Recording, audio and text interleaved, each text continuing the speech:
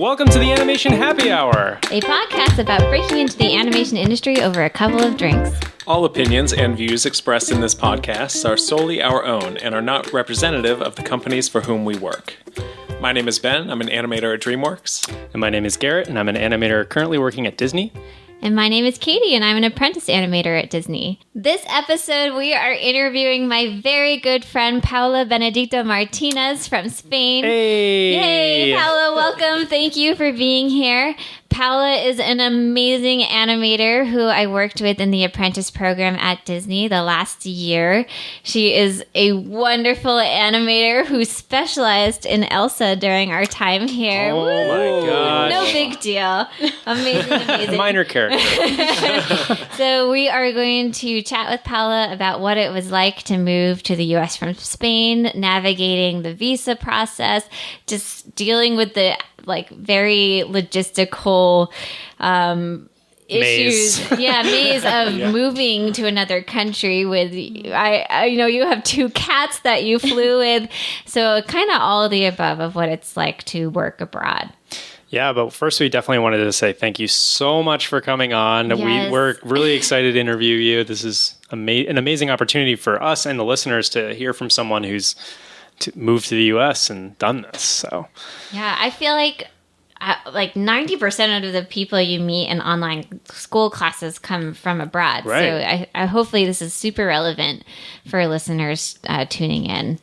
Yes, and Paula is talented enough to give an interview just based off her animation merits alone, but bonus, she's from abroad. So, here we go. Yes. Thank you so much for being here. Thank you for having me here. So to start out, let's just chat about kind of the very basic first interview question. Tell us about yourself and your journey to animation and where you studied along the way. It's a little bit interesting because I come from a path that is not animation or artistic or whatever. Before I studied the science path because in the high school in Spain we have 4 paths, I think, artistic, scientific, letters and I don't know, writing and I guess literature. English or not Literature. English. And the other one is another kind of science one, like a biologic. Oh, gotcha. Oh, wow. And I went into the scientific path, but more mathematics and Oh wow, physics and stuff. Oh Yep. my gosh. Yeah. that's really cool. And I actually went to the university to study multimedia engineering. That is like computer science. We did programmation and stuff. Whoa. It's super different. Yeah. It's kind of related to 3D animation. Totally. And there we kind of have learned something about animation, but not that much, just keys. Oh, yeah. You put a key here and another key here and it moves. Okay. That's all you need to know. Yeah, that's it. That's in an animator, yeah. And I was there, and when I finished that, I was 2 years working as a programmer for a newspaper. And then I wanted to do modeling. Oh, nice. And I couldn't find in Spain because in Spain there's not a lot of schools that do that. And I just said, well, there's one in animation. Let's try. Oh, nice. And now I love it, and I'm so glad I found it. Oh my gosh, that's Wow. crazy because you're so good at animation. I can't I don't think imagine so, you but as a modeler. I gotta say, Yeah, I was not too good. So you did programming for 2 years at a Yeah. job? What was your experience really quickly with that? Did you enjoy that, or were you bored, Yeah. or you liked it? I liked it. I mean, I'm a person that I like a lot of things. Nice. Yeah. So I think I enjoy being professional in a lot of places. I like to be I like to program. I don't know, even biology and stuff. Oh, and yeah. I love math and That's awesome. yeah. Wow. So I think I can enjoy everything. Yeah, and then after I went to the university when I finished my degree and I was working. Then I did a master in animation, and I worked in Ilion for a year or so in a film Paramount Film Wonder Park. I started there as a junior animator. So yeah, I was there, and then I went to another studio like a couple months or so that we were doing like a film from Korea. Red Shoes is called. Nice. Oh yeah. Wait, isn't that? Red Shoes in the Seventh Drawer. Yeah. That one. That's Snow White, right? Or Yeah. something like that. Yeah, and then I came back to Ilion for 4 months, and I was unemployed, so I just saw the Disney Apprentice Nice. like trainee program, and I applied. And I didn't really know that I was good. I was like, yeah, I'm going to try, but I don't think this is going to happen. But yeah, That's awesome. that happened. That's Wow, awesome. that's Super awesome. cool. Yeah. That's a really quick trajectory. That's amazing. You just got a job at Yeah. Ilion, no big deal. So easy. Not easy, but my school was attached to Ilion in some way. Oh, I see. nice. And we did like internship for a month there, and they liked me, so That's awesome. they just called me when I finished okay. the master. Sweet. Wow. That's super cool. Like That's awesome. That's really I love cool. that it all started because there was no modeling education. So it's like, all right, fine, I'll be a Disney animator. then. Where were you when you got the call to be in the Apprentice program? I What was was that like? I was at home alone, and I just like when Matt called me, I couldn't believe it. And then because in my case it was not like you got the Apprentice, because they had to look into the visa stuff before they Oh, told I me see. that I got it. But he told me that there was a possibility that maybe tomorrow he will call me to tell me that I was in the program. Oh my gosh. Gosh. Yeah, high stress, huh? Yeah. So I just hung up and I started crying. Oh, And I yeah. called my mom, and she started crying too. Oh my So- gosh. That's so great. Yeah. Uh-huh. So then, did he call you the next day, literally then? And said it was I okay? think next day or 2 days to tell me that, yeah, because that's also a thing that, just to tell me that they were going to try. Oh, okay. Because you never know if they are going to get the visa. So Oh yeah. we're going to try, but it's not like something 100% sure that you're going to get it, but we're going to try. Gotcha. So Wow. that's Nice. That's awesome. Wow, very. Easy. Yeah. It's like such a. I'm sure that was such a weird mix of excitement and anxiety. So he contacted you to say they might try, and then that they will try, Yeah. and then later to say that it worked, right? And that you're coming. Later. Oh my gosh. Yeah. That's Wow. nuts. So how much Yeah. later did you find out the visa went through? I literally got the visa 2 days before moving here. So, yeah. Oh my gosh. Oh, That's that's crazy. quick. You had to Yeah. just suddenly move. But Wow. it's not because of Disney, or it's just a process, because you Right. never know if you know that they are making doing the process, and maybe they send to the embassy Oh yeah. Oh, embassy. yeah. and yeah. stuff, but you never know if something's going to go wrong in the For middle. sure. So, Wow. Oh my gosh. yeah, I just got the Yeah. passport with the visa, and I booked the flight, and I came here Wow. 2 days. So Oh my gosh. You have to find an apartment and do all that. We'll get into that, but that's Yeah. like crazy. Yeah. I guess we should mention for some of our younger listeners or people that aren't aware what a visa is exactly. Yeah. And I don't know if I know the exact definition, but essentially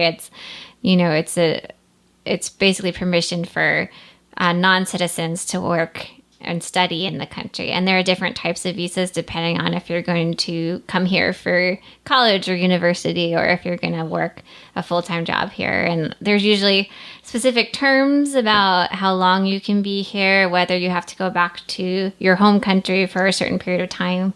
It's a requirement, right? You can't work without a visa, or you Totally. can't. Yeah. You can't even live here without a visa.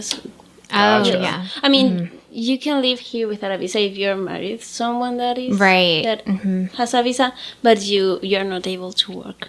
Gotcha. Yeah. So do you know what, like, sort of the type of visa you had for the apprentice program and the terms Yeah. of that visa, what Yeah. they were? I have a G1 visa that is a student visa. Okay. Yeah, so that's the one that they did for in my case, because it's a easier want to get. Because normally the work visa is super difficult, and also it was perfect for the program because it's a training program. Is not working like as an animator. So that made a difference because it was a trainee versus like a animator job. I can't be. They can't hire me as an animator because I can't work here. I'm studying here. Gotcha. Yeah. Interesting. Yeah. Yeah.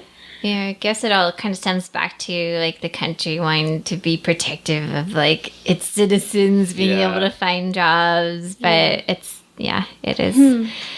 Yeah, and tough to. this visa is for 1 year, and it can be extended 6 more months, I think. Okay. Like you can be a total of 18 months. Oh, in the gotcha. States to like with the student visa. Oh, cool. Interesting. Yeah. So, Paula, with the visa, was there anything you specifically had to do, or was it kind of Disney that handled everything?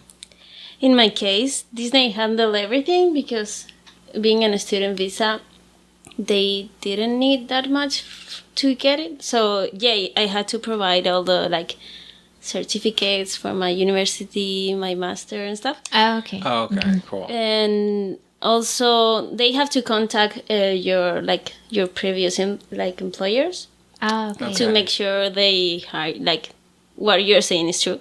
Like you Totally. work there and stuff. Verify. Yeah. And yeah, you had to be take care of that, letting them know hey, they're going to call you to say. Oh, okay. But yeah, they handle everything else. They did all the I process. With the work visa is a little bit different because you need to provide more things. Okay. But yeah, for the student visa, it was pretty forward. Okay, cool. Pretty Yeah, straightforward. Straightforward. Cool. So did Disney literally say we just need these documents from you from your previous education and stuff, or was it somebody from immigration or the visa service? I don't know what you call these people. The embassy. There you go. Okay, who was, or was it just all through Disney with you? Through Disney, yeah, they have a legal department that get in contact with you, and they just handle everything. Yeah, Oh, they nice. had actually. I think they had a department just for visas, like immigration. And Oh, stuff. great. Oh, That's wow. cool. I Yeah, think I'm that not really makes sure. It would make sense for sure Yeah. that they would have that. So I guess the next thing to talk about is the moving to the US must have been a huge transition for you, and kind of so suddenly. What was that like? Finding an apartment, there's so many logistical things that I Yeah. imagine you had to go through. Walk us through that a little bit. Yeah, it was crazy. I there's a moment that you're not 100% sure that you're going to get the visa, but you're super close. So I started to look for apartments and I don't know, flights and stuff. Just looking at them, just to know that they are there. Yeah. What I like or what. And also, my boyfriend was already working here, so that was a huge, because I stayed with him the first days, and Okay. That's helpful to have someone here. yeah, totally, and yeah. Nice. Did Disney give you any help at all with relocation or Relocation. Yeah, they gave me relocation. I don't remember how much, but it was enough. Okay, That's gotcha. nice. That's Cool. good. Yeah. Yeah. They didn't help me finding Apartments and- or things. I can imagine there must be so many crazy logistics you have to deal with. I know you brought your cats over and flew with them, and then you probably had to do a lot of money transfer and exchange. And how did you go about handling all of those kinds of moving logistics? Which first, we commend you for being a true cat mom. Oh my gosh! And bringing them across the ocean with you. That's incredible. Amazing. Yeah. Did you have to drug them or anything? That's the first thing. How did you do it? Did you drug your cats? What is your drug of choice? Actually, in Spain is not legal. Do that. Oh, wow. U.S. work. We don't care in the States. So. No, they say that they kind of suffer because they are paralyzed, but they still are awake. Oh. gotcha. So that's a weird thing to. Yeah, very traumatic. Yeah. Oh gosh, I didn't know that. Yeah, but I think it's not that. It's not every kill, Okay. like sleeping Oh, I kill. see. There's some that they just sleep, and there are some that Okay, they I get see. paralyzed, and Wow. yeah, Crazy. it's crazy. Yeah, but it was a big thing too, because I couldn't bring them like with me in the plane. Oh, And okay. they had to go in the like The with area. the suitcase. Yeah, Right. the Sure. like undercarriage or whatever. And I was just every time like with the flight attendant, like, can you please make sure they put the heat? yeah, yeah. put the Yeah. heat on. Yeah. And yeah, the Yeah. temperature doesn't get. I bad. didn't like it at all. Yeah. Yeah, But, I'm sure that'd be I had very to do. anxiety ridden for sure. Yeah, but they are fine. Fine now. They are fine now. good. Yeah, they had to do it again. How many cats do you have? 2. I have 2, and my boyfriend has 2. Oh, cool. Nice. Yeah. Cool. And then with banking and all of that, did you have to set up a U.S. bank account? And how was that for Yeah. you? For the first days, I had to use my account from Spain, but there are also commissions for the Oh yeah, I can imagine Yeah. there's like fees to yeah use fees abroad. to pay just to change the money to US dollars and stuff. So I had to make an account, and also for here to work in Disney and to get paid, you need an American account. Oh, okay, yeah. Oh, So for them yeah. to deposit into, like they won't actually give you just checks or anything like that. Yeah, you can have checks, but you need to Put them somewhere. Put that Yeah, money put somewhere. Because I guess you under can't. the bed. I guess that makes sense. Yeah. They just give you cash. There you go. I'm just gonna hand this to you under the table. But like all that stuff, like now, like it's just I feel like in the moment it would be super stressful and just overwhelming to go through all like even just me coming to LA, Yeah. just thinking of like I have to get a car, I have to get an apartment. How is your like emotional state doing all that stuff? Where you kind of yeah. Terrible. And also, just I was so nervous to start. Like it was Disney. Like Yeah. crazy. That's crazy. Yeah, and yeah, so I had to open an account, and the thing is that you can't open an account without Social Security. But I couldn't have Social Security because I had right. to wait for a wait. I don't know. A week Yeah. or so. Wow. So the first Yeah. week, it was just counted on my money in Spain. Oh wow. Yeah. Gotcha. And then you get the union charge for joining the union, and you were like, "What is this probably?" 'Cause that's what I was like, "What?" Yeah, for us in the apprentice program, the union kicks in a little bit later. Like I think when did we join? It was a few months. January, I think. And we maybe? first had to get promoted from trainee to apprentice before we joined the union, and then Oh, interesting. yeah, we got notice that we were gonna have to pay dues, and they asked us things like, "Do you want to contribute to the 401k?" Which that's a good question. Is that something that you opted out of because it's like to retire in the U.S. you have to be in the U.S. So Yeah, totally. Yeah, I opted out of the 401k because Yeah. I actually I don't know what I'm going to do, and it was just 1 year of the Yeah. the program was 1 year, and it was so difficult for me to stay that I just yeah, it totally wasn't makes worth sense. it for me. Sure. Yeah. Actually, I want to really quickly say about the union dues. When you working on the West Coast, if you join the Animation Guild, there is a hefty fee that goes along with that, and there's a lot of great benefits with the union. But it's something An initiation fee. Yeah, an initiation fee. Yeah, there are quarterly dues that are like 150, between 100 and 150. Yeah, it somewhere in that depends zone. on what you're paid, basically. Yeah. But yeah, Yeah. somewhere around there. But yeah, it's something to be aware of, especially if you're just out of school and your funds are very low and you're moving out to the West Coast and you have to put down payment for rent and security deposit and everything. And then all of a sudden you might see this bill for between $3,000 and $4,000 or something to join the union. like, what is this? Yeah, it's just good to be aware of that. And sometimes you can negotiate with your company to see if they'll cover it for Yeah. you. Or if not, you can also set monthly payments for that. And in those cases, it's probably best to pay as little as you can monthly, like $100, $200 a month. It's something they don't make super public all the time, but you can absolutely do, and there's no penalty for doing it. Yeah, there's no interest on that initiation fee, so there's no rush to pay it off. Yeah. Exactly. And the reason for that is if, God forbid, you're working at this place and 4 months in, the movie's canceled and you're let go. If you've already paid that full $3,000 to $4,000 or something, you won't get that back. So it's kind of in your best interest to take your time paying it off. But just a little tidbit. Totally. I wish I knew that before. Oh no, I'm sorry.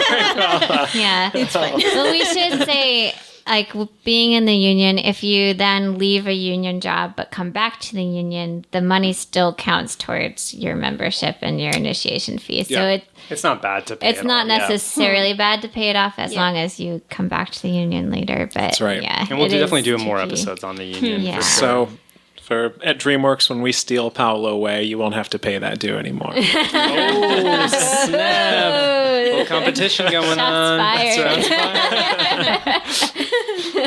Nice. Is there anything, Paula, that you wish you knew before moving here? I know, for example, like we just mentioned, Paying as little as possible in your initiation. Yeah, anything, just the logistics of moving and flying, or anything at all. Yeah, absolutely. The union thing, also not just that, paying. The initiation dues and all that. But I didn't know what the union was, or Oh yeah, sure. yeah, and it was pretty overwhelming yeah. at the moment because I didn't know. I don't know, and also in Spain we have social security, public health care, Yeah. Oh yeah. and I'm not used to having an insurance, health insurance and everything. Kind of a mess and complicated. Actually, I'm very interested. How does Disney handle that? Do they do anything for you, or is it kind of like find insurance? How did that work? No, I had an insurance because I need an insurance to be with my visa, and Disney made an insurance for me Oh, good. Okay. when we were in the training program, and then after that with the apprentice in the union. So Nice. Yeah. Okay. union. Oh, that's great. So it's taken care of. Yeah. Yeah. Yeah, the union, for anyone who's, we'll talk more about the union later on, but the union has its own sort of insurance that you sign up for and all that. And it's very good. It's very good. Yeah. I was just referencing earlier how complicated the whole process is, especially if you're used to, public health care. Every time you switch a company, switching insurance, it's probably a lot to do. Yeah. So that's great that Disney covered it. I know just if there are any students who end up working at DreamWorks, and maybe it'll change, but the way it is right now is there's this kind of 6-month period where you're not technically part of the union yet, and you don't have health insurance, so you have to find your own during that time. And it's kind of annoying, but you can usually put together some short-term something. But that's great that Disney handles it for you then, so you don't have to worry about it. Did you have, on a visa, is there any restrictions that you have? I think one I've heard of is if you get laid off or something, you have to leave the country in a certain amount of time. What's the deal with that? Totally. My visa depends on the studio because they sponsor my visa. So I have to be working there if I want to stay in the States. Gotcha. So if in any case I was let go before finishing my visa, I had to find another sponsor to stay, or I have to leave to Spain again. One of the past places I've worked, I had some buddies who accepted the job partially because the company would sponsor their visa, which was fantastic. But it's important to know then when it comes to salary negotiations and that sort of thing, if the company is sponsoring your visa, sometimes you can have much less of a bargaining, or what's the word I'm looking for? Leverage, exactly. Yeah. Because they know you can't necessarily go to another company if another company is not going to sponsor your visa. So, again, just something to be aware of that, super important. Mm-hmm. So once coming to the U.S., what has been the hardest part of moving to the U.S. from Spain for you? And was there anything you were really homesick for or anything like that?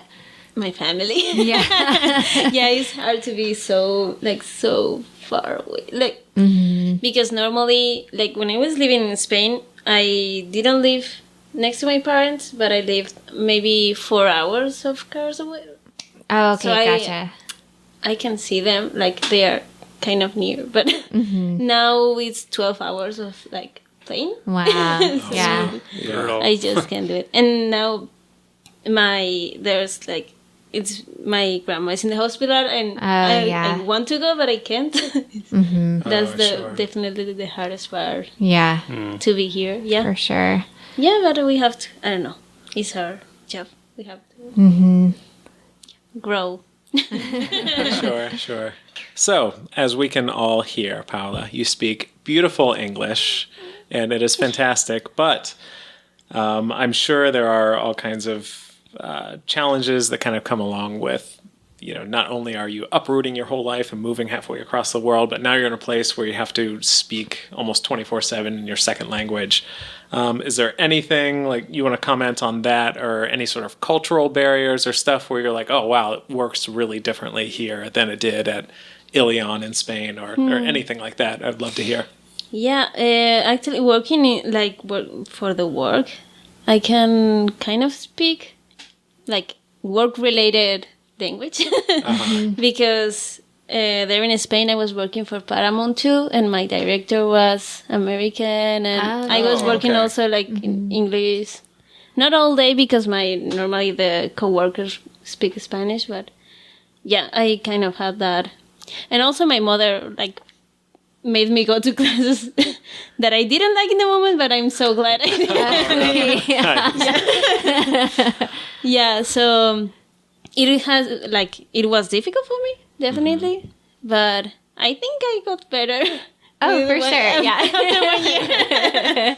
Hopefully. Yeah, and it's kind of different working here because it sounds weird, but in Spain it's more close. Everything, like the people is I don't know how to explain it. Is closer. You kind of feel like more Tight knit. Okay. Yeah, but I think it has to do like we have offices. And there we are all together in one room. That made it so easy to kind of speak to everyone and communicate with each other. Yeah. It's funny because like getting a note from a director or a supervisor, even as a native English speaker, like you can get lost in translation where like you're like I don't know exactly what. So I imagine that's like kind of compounded sometime, maybe if you're like it'd be a lot harder. Sometimes, but I just ask to my direct supervisor, like maybe if a director tells me something that I don't understand, like I don't understand it, please help. Yeah, totally. That is a great tip for regardless of whether I think there's a lot of, especially when it comes to getting notes from people, there's a lot of pressure to just be like I got it, but sometimes you do need an extra round of clarification, and it helps so much to be able to have a comfortable relationship with your superiors or supervisors to say, hey, I'm not sure if we're on the same page. And so it sounds like you were able to do that. Yeah. And your coworkers also, because I remember Katie. Like, Katie, what does this mean? What does this mean? Nice. Good job, Katie. And she helped you? Yeah. She did. Just making sure. Yeah, I'm embarrassed to say I think I spoke in Spanish to Paula once and tried, but then I discovered that Paula has such great English that I just gave up and was like, all right, she doesn't need me to speak in broken Spanish to her. Only talk about the relative size and shape of things. Beyond that, the conversation was limited. Estoy I bueno. was like, I'm not going to insult her with my bad Spanish. Your Spanish was great. Because it's hard. You don't want to sound just like dumb when you're talking to a supervisor and be like, I don't know what you're saying. Like, I have no idea. Like, totally. Katie. Katie, tell me what you said. But it's such an important thing. I feel like a supervisor would appreciate that so much. If you're like, hey, I really want to hit that. I just want to make sure that we're on the same page. And versus just, someone who they know is just going to nod at them and you don't really know if they have it or not. So. And I know people that do that, like, you don't understand and you just try to hit that without knowing what it is. Like, totally. Like, in the dark, like are throwing something. Yeah, throwing a shot in the dark. Oh, maybe this is good. So it's interesting what you said. You feel like in Spain, it was the team felt kind of closer as a whole, the animation team. I also think that or like how we are. The cultural. Yeah, the cultural yeah. difference, not that much of the studio or the cultural difference. Sure. But it does make a difference what you said, like everyone is working together in like a space, because I've worked in studios like that, and it definitely, it's that mixed with the less amount of people working, like at, Disney there's like 90 animators versus like maybe 20. You just feel naturally. When you're because I work in Ilion, and in the other studio that I worked, we were 15. Oh yeah, there you and go. That's like we were so Yeah. that was great. Yeah. It's nice when you are that close. That's cool. That's really valuable to hear because, not everyone, sometimes we talk about in this podcast, it's like whenever there's a character animator, naturally it's like, oh, you must be shooting for one of the top studios, like Disney, DreamWorks, Pixar, whatever. But it's true that there are very, very distinct cultural differences between those studios and like a more mid-sized studio and a very small studio. And the big studios aren't necessarily for everyone. I mean, obviously you did very well in both environments, but Totally. there are people who, it is really cool being a part of a really small team too, and that might really speak to people. So it's something to consider when you're sending resumes and applications out there. Yeah, a lot of pros and cons. And also, I think it's good to kind of change because I have enjoyed my experience here, and I have enjoyed my experience in a small studio, and I have enjoyed my experience in a medium-sized studio. So try different different things. Yeah. For sure. I'm curious to ask, what have you liked most about working at Disney and in the U.S.? Everything. I loved everything actually. Yeah, and I think the program, Disney like trainee program, is amazing for me. Like what I lived, because there's like a super safe space to grow and learn from the best of the best. So I don't know. You start like a trainee, and you have 3 months doing tests with a mentor, like a Disney animator that is your mentor, and after that you go through a not selection process, but a review that they tell you if you are going to be an apprentice or not. Yeah. Is that scary? Yeah. That sounds scary. I got that. I agree. It is very scary. It is. Yeah. And after that, if you get into like the apprentice part, you start doing crowds with your crowd supervisor for maybe 5 months or so. Yeah, I guess we were in More or crowds less. from like January through June. So about that time. Yeah. And you work with your crowd supervisor doing cycles and crowds work until we have another review at 6 months to know if we're going to be there. Yeah, and continue on. It's super stressful, but and after that we went into shots for the movies, and that's super cool.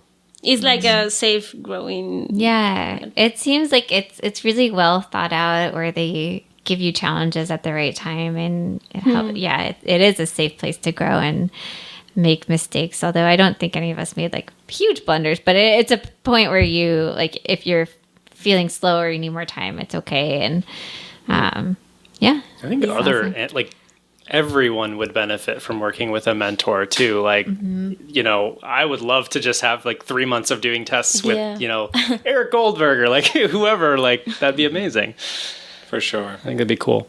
yeah, we just got to play with Moana and her dad Tui, and it was super fun. And Super fun. yeah, I guess we could talk a little bit about what the review is like. It's basically you put all of your work together at that point in time, and then the mentors we had and sort of the heads of the department go in some review room together and watch all of your work. And you're not there. You don't have to listen Super to it. scary. But you do know exactly when it's happening, and you have to sit there and pretend to work, which nobody does. And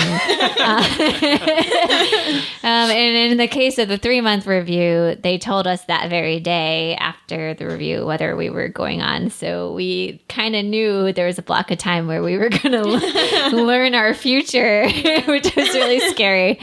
But the 6-month review, it was a little more lax. It seemed like it was more that they were just going to give us feedback.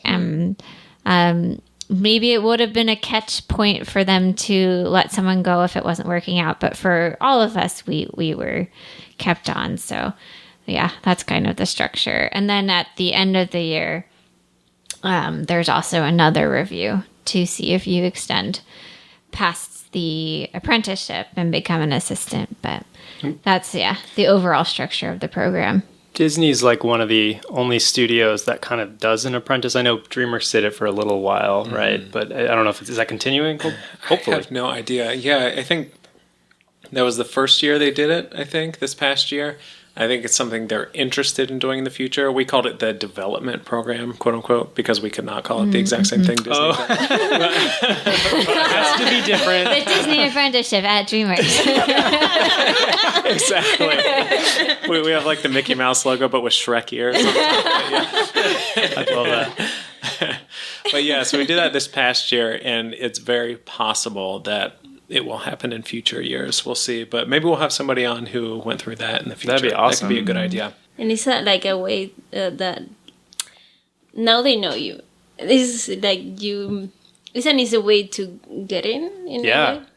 Oh yeah, they'll tough. It's so valuable what you just said. Yeah, just now they know you. That doesn't seem like a huge deal necessarily when you just hear it. And I know when you're a student and you're really nervous to find a job, and it can be so frustrating when you just have interviews with companies or interact with companies or just have like a short internship, but it doesn't turn into a job.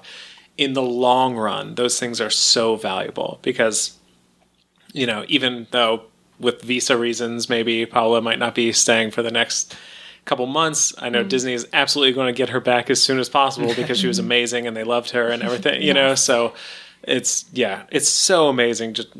It's such a great opportunity to make whatever impression you can, even if it's not a full-time job. I know. Yeah. I just feel like I remember being a student and it was like, oh, it's not going to turn into a job. And it's like, well, it's basically equally valuable just to get some sort of foot in the door. Mm-hmm. I'm super curious to ask, like, what's the biggest thing you learned while you're in the apprentice program? And has anything that you learned at Disney changed your workflow at all? Totally. There's like, the main thing that I have learned that I think is super important is like, I can figure it out. Like, I don't know how to animate everything. I don't know. I'm not the best animator, but I know I can figure it out. I can, like, everything that they give me, I may not be used to it. I have never animated, I don't know, a dragon or whatever, but I can figure it out. And try not to stress too much. Yeah. I need to learn that too. I know. That's awesome. That's like, that's super I feel nice. like that could be our tip jar right there. Like you can figure it out. That is serious. Amazing. Because I feel like there's this, sorry, I'm just going to jump in now. I feel like when I was in school, I always thought like, oh yeah, the greats, they just like inherently know everything, right? And they just have like this encyclopedia of, oh, this is how a horse walks as opposed to a mule, and this is a chicken, and this is how you show sadness with a little bit of contempt. But nobody's like that, right? And that's so, I feel like that takes so long to like, to come away with that. That's such a great, great thing. That's definitely been one of my biggest lessons in confidence, which is I think that true confidence isn't that you know how to do everything. It's that you think you know how to, or you have the confidence to figure out anything. And you don't let that stop you if you have doubt or anything. You're like, okay, well, I'm just going to explore this topic. I'm going to ask questions. I'm going to reach out to people more senior to me and ask for help when I need it. And that's a pretty big distinction, because I think the former, where you think you just know how to do everything off the bat is where you're A gonna. recipe for failure. Yeah, that's a recipe for disaster. Is that just, did you learn this just from going through so many challenges at Disney and kind of going through it and then succeeding, or? No, also, coming to Disney is super scary. Like, Yeah. Mostly we Overwhelming. were apprentices. Like, we were the last. Yeah, we're at the bottom of the Yeah. ladder. And it's super scary knowing that, everyone there is so good. Like, and they're going to see your job. What do you do? It's scary to come here and to show what do you do. But is what I have learned and here is that in every studio there's people that is also not at your level, but you can fit there in a way. You're not the best, but you have a place there, and you can do stuff for a studio that is available. Like, I don't know. Yeah, like, Yeah, I mean, you have a place there. there needs to be a crowds team, Yeah. and there are shots that aren't necessarily the A shots, but are good opportunities to learn and grow and junior people that like yeah. in Totally. every studio needs like every kind of animator. It's not Yeah. like Yeah, not just like everyone's a top Yeah. star, whatever, Yeah. doing it. Yeah, totally understand that. And no matter how like skilled or polished your work is necessarily, there is this aspect to your individual taste and your acting choices which are specific to you and who you are as a Totally. person, which nobody else can bring. So totally. yeah. And that made them interested in you in the first place to offer you the apprenticeship. So obviously there's something there that's special and unique to you. So yeah, regardless of where you are in the ladder, supervisor, senior, junior, whatever, there's something, like Katie said, that is uniquely you that is very valuable. Yeah, there's some spark to your work that they see. And then, the supervisors can help you make your work polished. But that little spark of the acting choices you make, that's specific to you. Yeah. Yeah. That was one of the things that I learned here, that it's not that important to know how to polish or animate or technical stuff, because you can learn that. But the all the acting choices and stuff is the important thing that you have to work on. Which is interesting because you're right. Like, it's easier to learn polished stuff. It's harder to sort of have the eye for acting, I guess. But I still think you can learn it, obviously. But I can see why they value that in their apprentices. So I wanted to ask about, a little bit ago, you said one of the biggest takeaways from the program is that you felt like you could figure things out now. So I would love to hear if you could go into a little more detail on what figuring things out means for you. Was there some go-to people you'd always go to for feedback, or I don't know, just I'm sure figure it out, it means it could apply to a variety of different situations, but you have something that you don't know how to approach, or something is outside of your comfort zone. What How do do you you do? deal with Yeah. that? Yeah. It's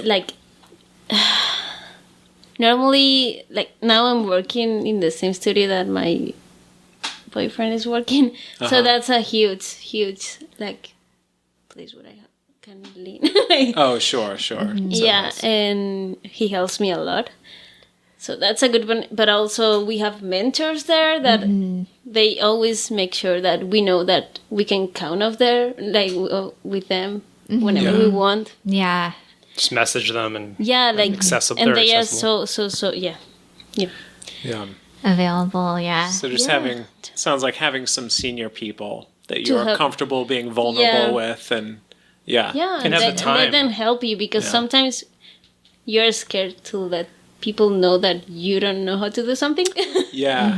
Because you've been hired, and maybe you don't want to let them know that you don't know how to do this, and maybe it's so easy that it's worse to try to figure it out on your own Yeah. than just ask and get help. Yeah. That's a great tip. Yeah, I was gonna say, are you a person who likes to show early and often your work, or do you hold on to it and show it once you think it's good? Or curious about We're that. in between. Or in between, maybe. In between, because sometimes when I don't like something, I just need it to be perfect for me. Right. before I show it. Totally that is understand that. not good. No, Please don't do it. Don't do Yeah, it. the best thing is showing. I know. But sometimes it's hard for me to show things that I'm not comfortable with. Yeah. Yeah. Yeah, Yeah. but I should. So we talked a little bit about like how you would approach, something you're not familiar with or is out of your comfort zone. But I'm curious to ask, like, what is your sort of normal workflow like? Like, are you someone that shoots reference? And how do you approach a shot? And it's cool if it varies depending on if it's like a dialogue or action. But yeah, how do you approach a shot? Yeah, normally I should reference because I have tried to do it without reference and it's so much difficult. Yeah, totally. And I think that's a thing that I have to change because sometimes when I have things that I can't shoot reference for, I have a hard time. Yeah. Yeah, normally I shoot reference and then I try to just use it for like the beginning. It's just to avoid the blank space. Yeah. And when you start, everything starts to flow. And I just forget it. In the middle of I think I don't even do like a whole blocking with a reference. Oh, okay. Yeah. But it's just to have something to there that I something to know work that I have from. something there that can help me. This is like a little technical thing. Maybe I'm getting too into it, but when you bring in reference or when you use reference, do you actually bring reference into Maya or do you separately view it? Like, No, I have it into Maya. okay, cool. But I normally like to time it. Like Right. using the animation, like, I don't know. Yeah. Like the time curve. Yeah. Totally. Time it to make things More interesting, slower yeah. or Oh, yeah. faster. Oh, that's really cool. Yeah. That's a good tip, actually. Honestly, Yeah, for that's great. We've not never using said that the before. default. But yeah. Timing. Yeah, that you can kind of we make should something say a little more cartoony, just right in Maya with the little time curve. I'm interested then, are you very pose to pose or do you work a little more spliney or kind of a mix? How does that work? Spliney, totally. Spliney, cool. Yeah, I started for like 3 years ago when I started like pose to pose doing that. But I have realized that that's so much work. Oh yeah. Totally. Because when you do it in a spline, you can see what you are doing and what it's going to look like before you spline it. Because Sure. normally when you do it in like blocking stepped mode, when you press spline, you want to kill yourself. I have to start it over Definitely. again. Yeah. So now I've learned to work more spline and Okay. So then when it comes to showing it, how do you show it to people? Are directors and people at Disney okay with seeing kind of a spliney thing, or do you shoot it like on 4s, or how does that work? I normally try, when I'm not super comfortable with the timing and stuff, I normally show it on 2s because it kind of works better because they only need to know actually the acting and the things that they want to see in the shot, what is going to feel like. Yeah. What are But the they don't- ideas? They don't really care about the polishing or... So I normally show it on 2s. Okay. And then when it is approved, I mean, the second time that I show is normally in 1s. If I have notes and stuff, and then I just polish. Cool. I'm not sure if we mentioned this before, but I'll just really briefly mention if you're someone who's pretty new to animation, when we talk about 2s and 1s, what we're referring to is sort of like the frame rate that we're showing our animation. So like normal animation that you see in the movie is typically like 24 frames per second, which means that there's like 24 individual images that are playing within a second time period. But as we kind of work through our shots, we're kind of starting broad and working down towards those, like that 24 frames per second. So when we say 2s, that means that we're showing 2 frames, specifically, it's kind of like we're showing on 12 frames per second, and we're holding 1 frame for 2 frames, basically. Sorry, I don't know if this is the best explanation, but think about it as more like 12 frames per second, and there's an image that's holding for 2 frames. Yeah. So then ones would be if you actually are showing at 24 frames per second and it's 24 individual images. Yeah, and what Paula said was important there, that usually on 2s, it's a little more forgiving. So it's nice to, early on, for your, somebody might call it their blocking pass or the blocking plus pass, to show it on 2s, because if things are a little floaty or not quite all together, sometimes showing it on 2s, it looks a little better than it really is. So forgiving. Yeah. So, but it saves you all the work you have to do in like really polishing something and getting it really, really nice on 1s. So sometimes when it looks decent on 2s is a good time to get it in front of directors and such, because you can see all of the ideas there, but you haven't yet invested 20 however many hours into the polish, and it very clearly sends the message that, okay, this is not done. Like it's still technically still in stepped mode. Yes. So I want you to approve the acting or the if you like. Yeah, and if you're curious just to get a visual on what 2s or 1s looks like, we'll include some examples of sort of in progress shots so you can see what the difference is between those and how it kind of boils down to getting more and more detailed as you go through your shot. yeah, Totally. maybe we can show one of Paula's shots. Maybe. Just take the animation mentor shot and do it like I just did. Yeah. So, Paula, I would love to hear if you'd be willing to share the best piece of advice you've ever received in any way career-related. Or, I mean, if there's something particularly good, not career-related, let's hear that too. Yeah. Or just a very good. It doesn't have to be the best. We don't have to put that much pressure on you. I think actually one of the best is one thing that I have talked in this podcast before. Sorry, but my supervisor told me just like, not everyone in here is super good, and you fit here. Like everyone has a place here, and you can have a place here. Maybe you're not the best of the best. You are learning, and you have your place here, and you don't have to stress about being like in the top tier. like in the top or something. Just you have a place here, and you can grow, and you can, I don't know. Yeah. That's really That cool. helped me. I didn't know that came from your mentor. Yeah. That's cool. Yeah, it's super comforting Our to hear that. supervisor was Michael. Is I don't know. Yeah, Is- Michael is it- Woodside. Oh, did it come from Michael Woodside? Yeah. Oh, hey, He's Michael. amazing. Michael is one of my favorite people ever at Disney. So Michael, who we're talking about, is Michael Woodside, who you might know on Instagram as, I think it's at @AnimWoodsy. And he was the crowd supervisor on Frozen 2, and we worked super closely with him.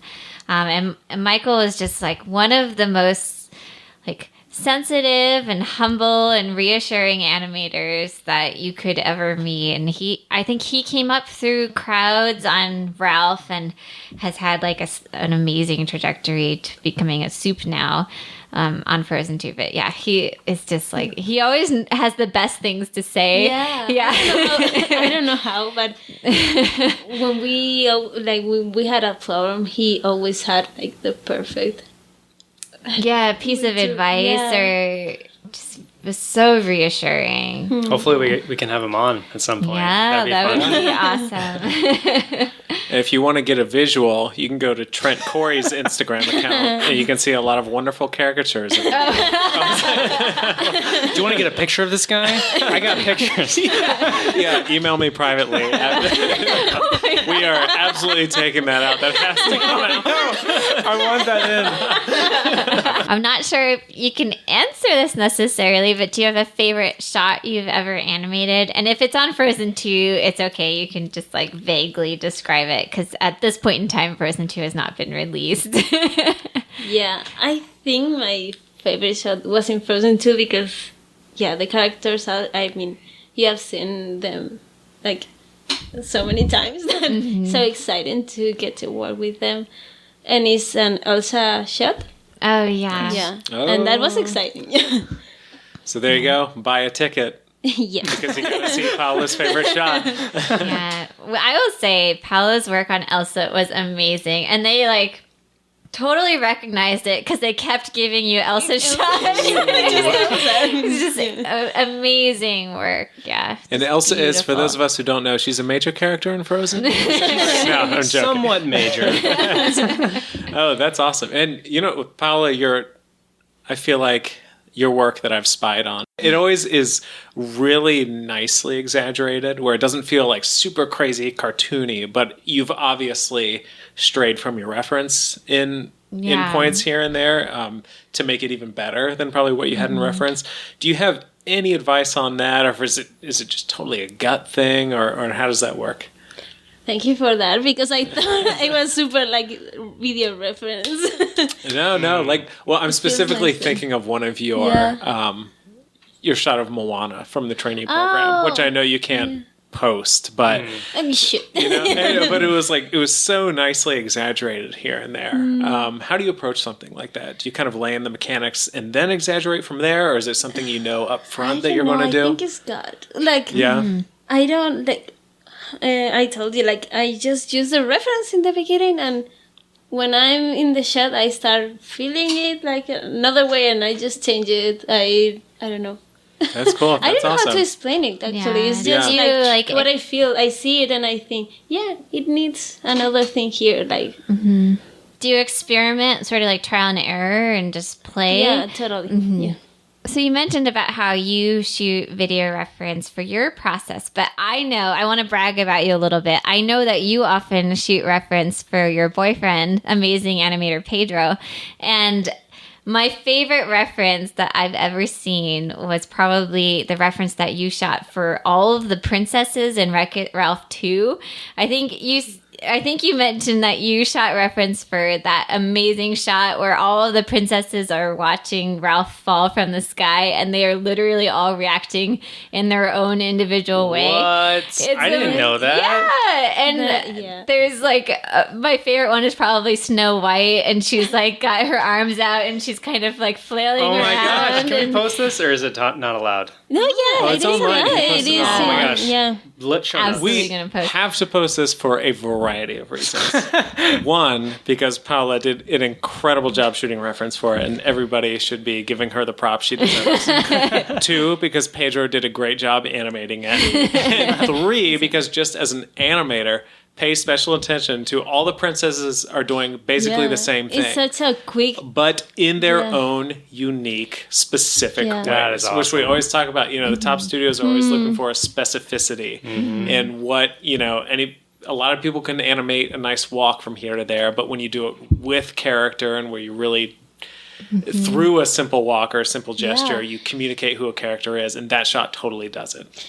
It was amazing because normally, they were in crunch doing that shot. It was they were finishing the movie and they were doing a lot of hours.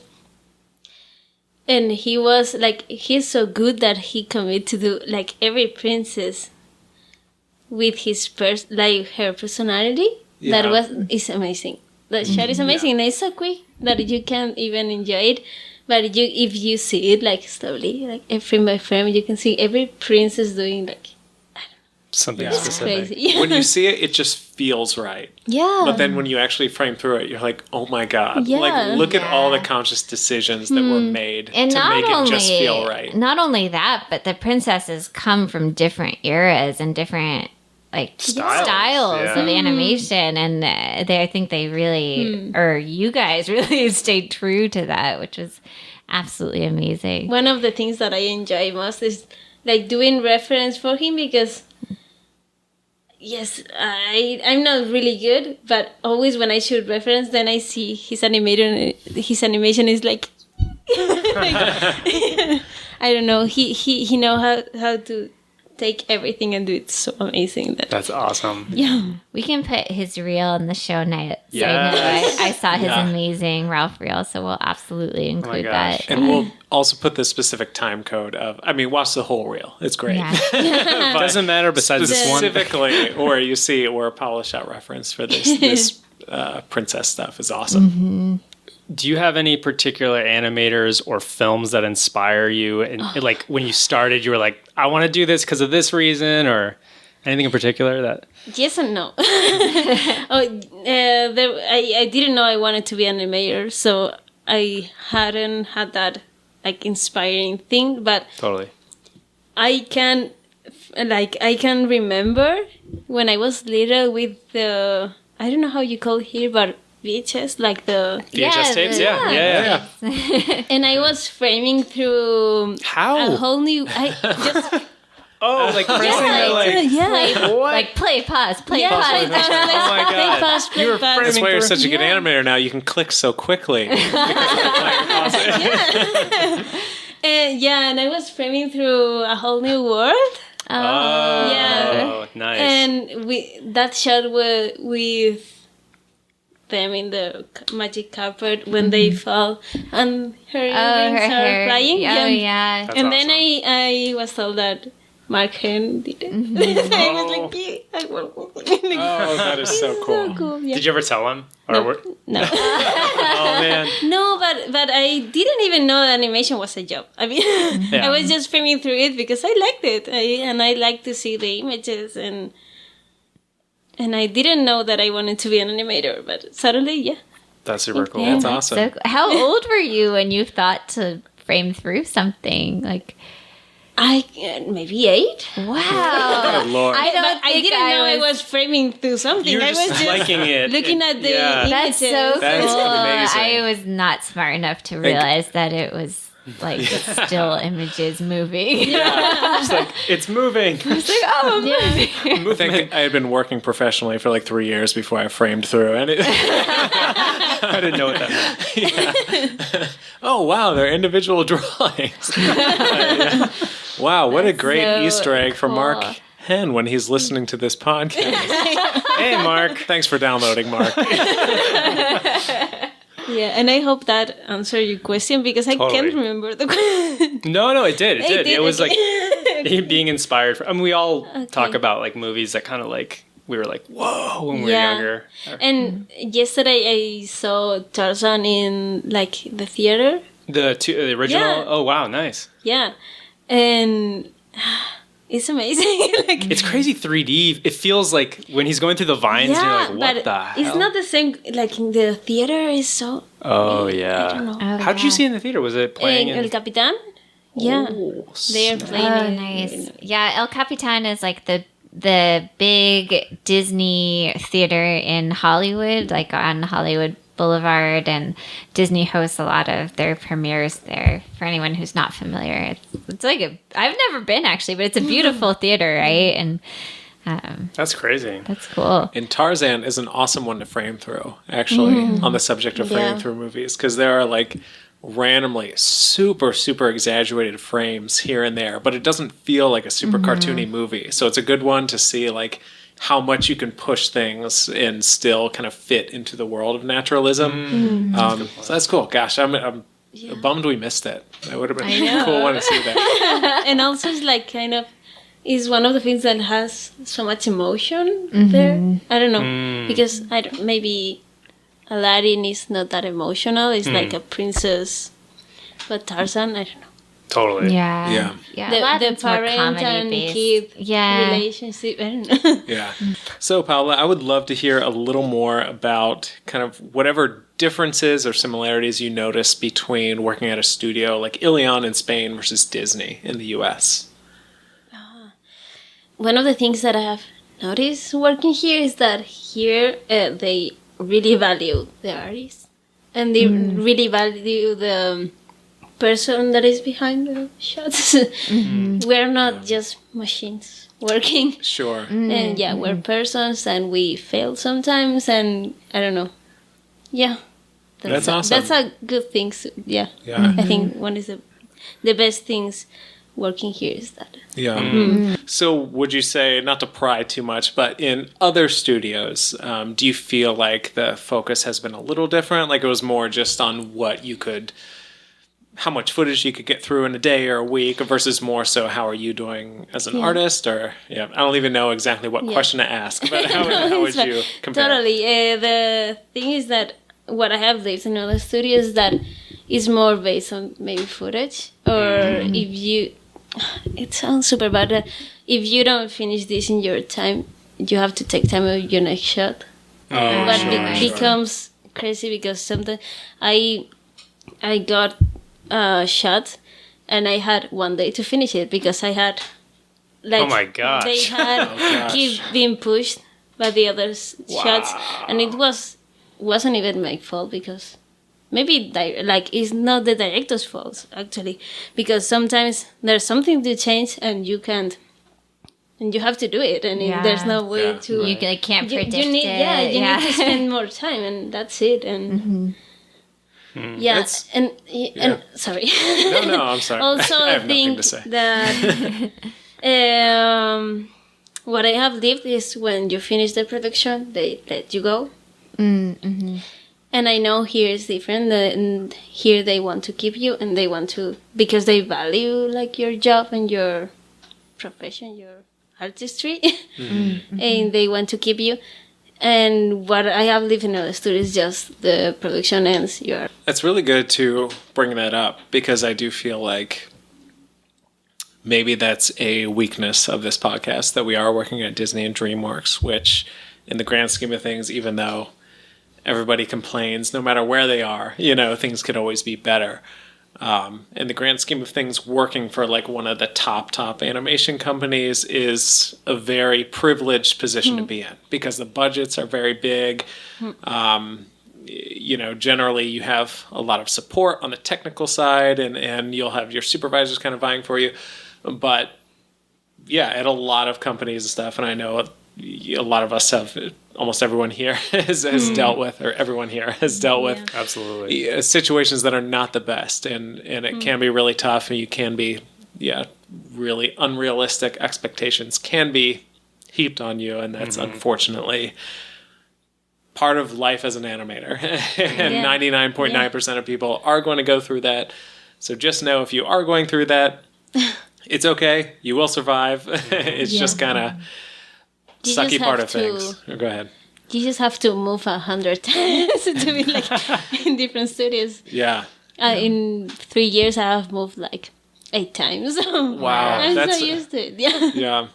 Do you have advice? Because I'm imagining some people who are listening to this podcast who are probably like are going to move in places. Do you have any advice for those people who would be in your shoes or whatever? It's not going to be easy. Yeah, for sure. But yeah, I don't know. I have done it so many times that, but it keeps like it is still difficult. Yeah, it's difficult. It doesn't get better. Sorry. Oh my gosh. Well, I'm glad you say that, even though we laugh at kind of how morbid it sounds, but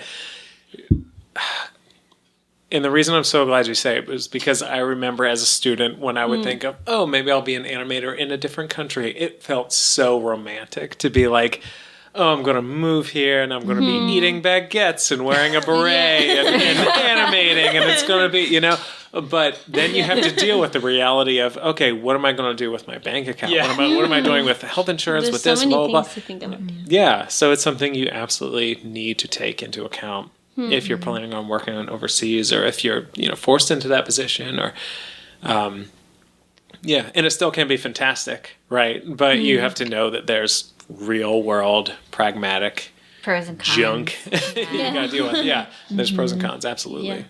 I'm curious to ask, just really logistical differences between studios you've worked at in Spain and here. Is there a lot of overtime in the studios, or was it more in the U.S.? And what's the sort of hourly culture like? Yeah, in Spain we don't. You only do 40 hours a week. Oh, 45. okay. Mm-hmm. So yeah, we don't have too much overtime. That's nice. That's pretty nice. Yeah.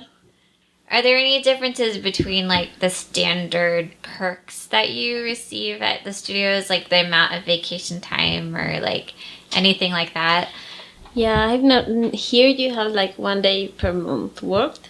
Oh, I yeah, think, that you acquire. Vacation day. There in Spain we have 20 something days Oh, that's for nice. the whole year. I'm so sad. Yeah, and normally when you are sick, you don't have like a amount of sick days paid. If you're sick, you just say, I'm sick, I'm not going. Oh, That's so nice. That- That's what it should be. What a mix, right? It's so funny because it's like you said you feel maybe more individually valued as an artist, Yeah. but you have 5 sick days. It's like, okay, well, what if I'm sick more than that? Yeah. And Versus that this could other totally place happen. where I mean, it's so easy to definitely, be more than 5 days. absolutely, yeah.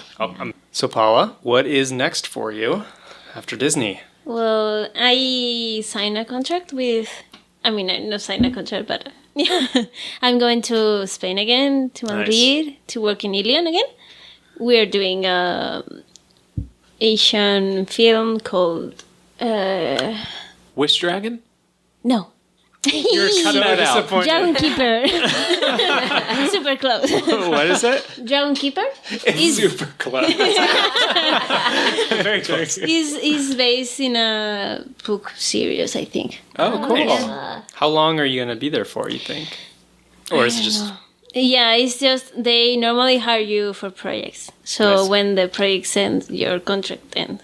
Are you Oh, excited? really? So it's kind of a sliding end date? If they say, Yeah, like, you don't know- we're going to extend by 2 months. Yeah. It's just like, you're extended by 2 months. Yep. Oh, wow. Yeah, you're hired for a project. So Okay. you don't have an end date. I see. You end when the project finish. Oh, wow. Oh, That's interesting. Yeah. interesting. This is maybe very specific, but is there like unemployment insurance when you're Yeah. there is? So if you In get like Spain? yeah, Yeah, we okay, have. cool. It's called paro. nice. That is when you have to work first, Right. and you normally pay an amount per month Okay, gotcha. for the state. So if you have a job, it's fine. It all keeps like that. Accruing, yeah. Yeah. But if you don't have a job, you have like X months. That's awesome. So Yeah. does that help probably when if Yeah, you get like laid totally. off, you're just like you're fine. Yeah, I was in paro, like unemployed before coming here, Nice. and I was with that help. Like That's awesome. Gotcha. Oh, that's good. It's good in this Good to industry. We always talk about how it's such a Yeah. project-based industry where you get hired and then you get let go, and yeah, it's super useful. Yeah, for sure.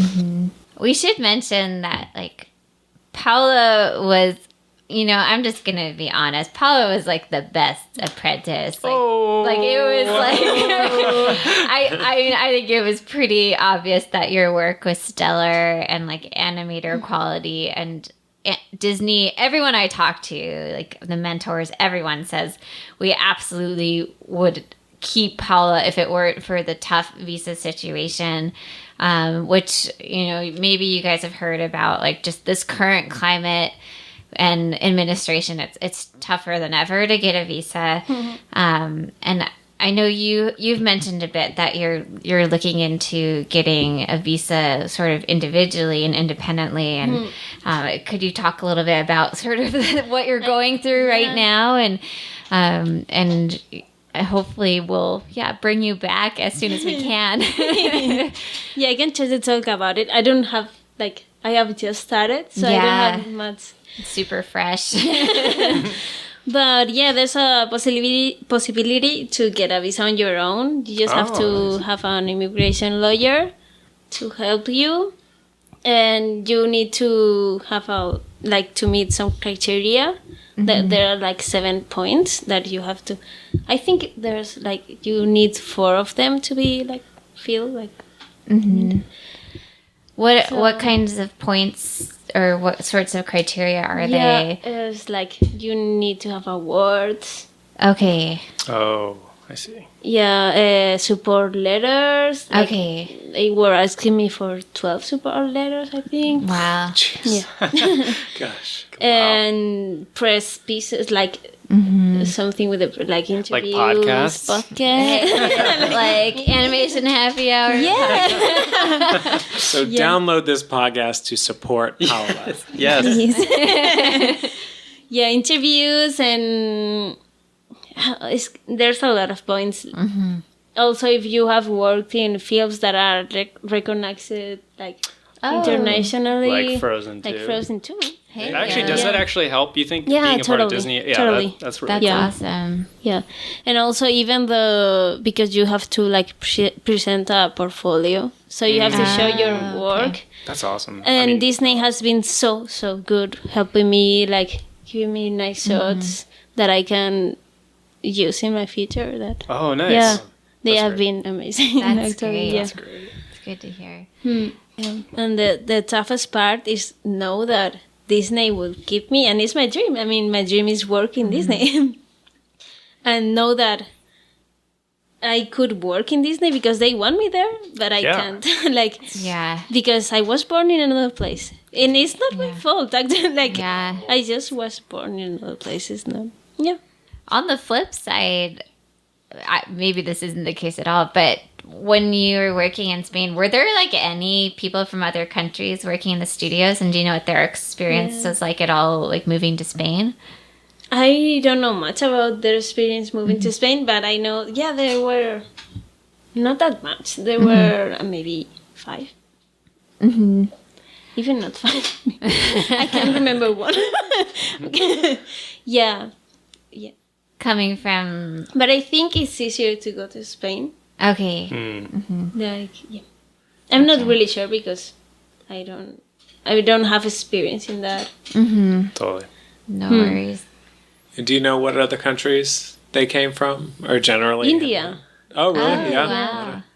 Yeah, there's India and like France. I mean, Europe countries that is makes super sense. easy because we are allowed to work in every European country without a visa. I it didn't the know EU? that. Yeah, that's Okay. Oh, it's as like long a as they're kind part of of the yeah. I see. Tip jar. Here we go.